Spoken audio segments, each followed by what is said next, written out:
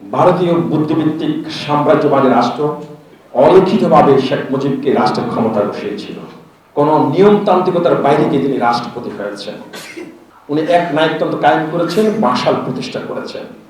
তার রেজাল্ট কিন্তু 1975 সাল।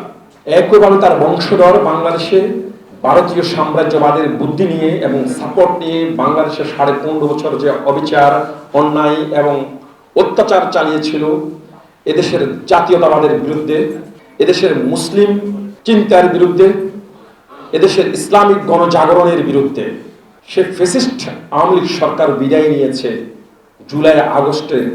স্টার্টিং থেকে শুরু করলে 62 দিন, কিন্তু কাউন্ট করা হয় 36 দিনকে।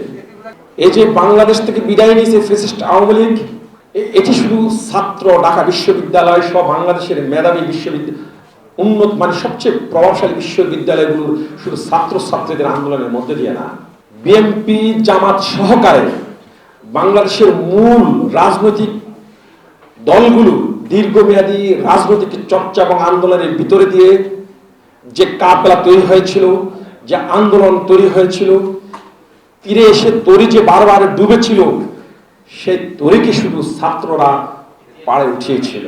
সে জুলাই আগস্ট আন্দোলনে বাংলাদেশের জাতীয়তাবাদী রাজনৈতিক দল বিএনপি, বাংলাদেশের গণমানুষের রাজনৈতিক দল জামাত সকলেরই একটি অংশগ্রহণ রয়েছে।